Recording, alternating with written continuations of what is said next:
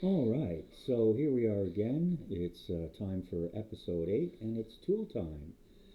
I'm not going to go over every tool that's available. And of course, the tools you use are going to depend on what you want to do and what you're doing. But there are some very basic things. We already talked about knives. Okay, now a little word about knives. Um, for younger people between the ages of 8 and 10, they would need to be closely supervised and well taught. Uh, by the age of 10, most kids are able to handle the knives appropriately and have learned how not to cut themselves. And so, but it's entirely up to parents and guardians. Certainly after the age of 12, I would expect most kids would certainly be able to handle most of the modeling and and other stuff that you would do. Okay, so yeah, so I talked about the knives, and they are essential tools. And I also mentioned in the last episode, which I got mixed up with episode 6, it was actually episode 7. Um, Unless I say otherwise, I've ordered stuff from Amazon. So I ordered this from Amazon, and I hope you can see it. Let's see here. It's not letting me. Okay. Well, I'm going to show it and hope for the best. So, okay. So here it is. Oh, I hope you can see that. It's got tons of stuff. Okay. I'll go over that. One of the things it had was this little knife. Okay. So I hope you got to see that. But if you didn't, you can look it up on Amazon. It's called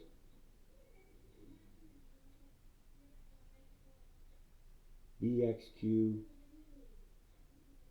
Well, just look for model tool kits. All right, and it'll be there. It cost me, I think it was about $57, and you get 4 sheets of sandpaper, cutting pad, that's the green thing, 2 screwdrivers, 5 different kind of files, really nice little files, a separator, a steel ruler, 7 polishing blocks, 3 kinds of tweezers. This was one kind. There's also a curved kind and another type. I'll talk more about tweezers in a couple minutes. There's a graver and 1 box blade. There's diagonal pliers. There's a hand drill with 10 drills, a dust cloth, dust brush, set of scissors, knife stones, a knife, and they even give you a pen. So how good is that? For $57, there's all sorts of little cutting tools um, and little tools that you're going to need, because a lot of times regular size tools aren't going to work. So some regular size tools that do work, pair of pliers, not too big.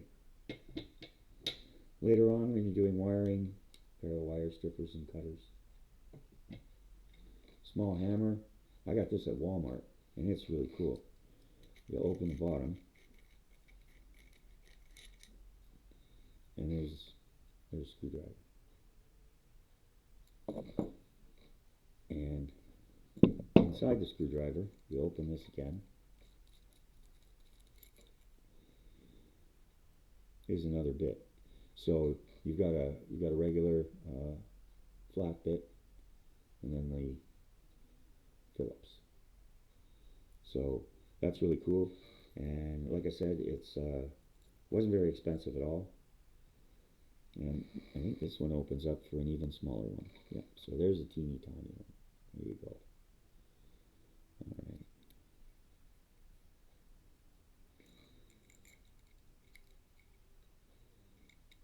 Okay, there's that. And something else that I bought was this little manicure set. Okay, it's got a pair of tweezers, a little set of nipper snippers, some curved scissors, all sorts of different things you could use to push or cajole or shape anything you want. And then there's a file. So, and it can also double as a manicure set. Amazing. Okay, so there you go. Put this back together.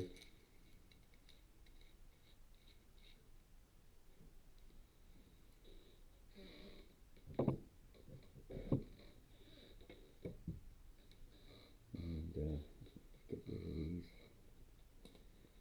Okay. Okay, so the other tools, I mentioned this last time. This is the little silver bottle um, cordless airbrush. Okay, down here, this part, this is the compressor. Up here is where the paint comes out of.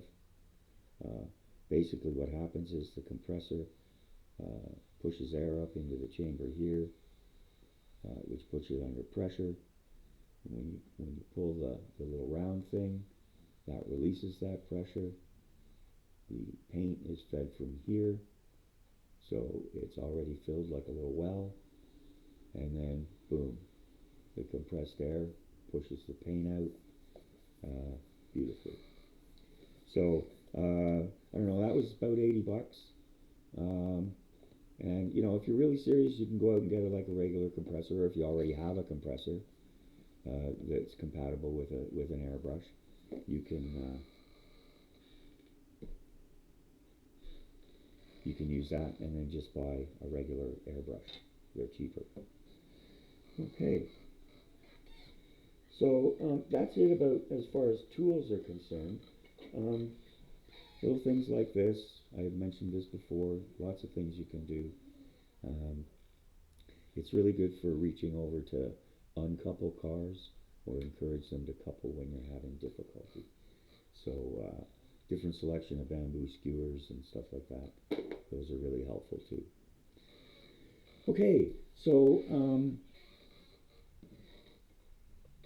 the only thing, okay, tools, all right? Tools are things that should be valued and they should be taken care of. When you finish with your tools, you should clean them, and you should put them away safely where they're not going to be exposed to sunlight or damp or whatever the case may be. There's an old saying, sounds kind of corny, but it applies to tools more than almost anything else. But if you look after your things will look after you. So if you take care of things, they'll be useful for years to come. One other thing I wanted to say about the tweezers, we saw in the last video that I was using tweezers to hold some of the pieces. A couple things you can do. You can turn it into a little clamp. You can just put, like elastic band around there, so you don't have to be squeezing it the whole time. It's just right there, and you just have to hold it. The other thing is, when you're painting like that, I cleaned these up. It was acrylic paint. It's no problem at all.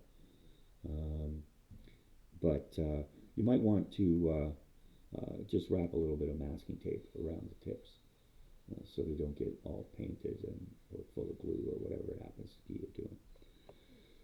Okay, and lastly, got a couple of new additions to the fleet.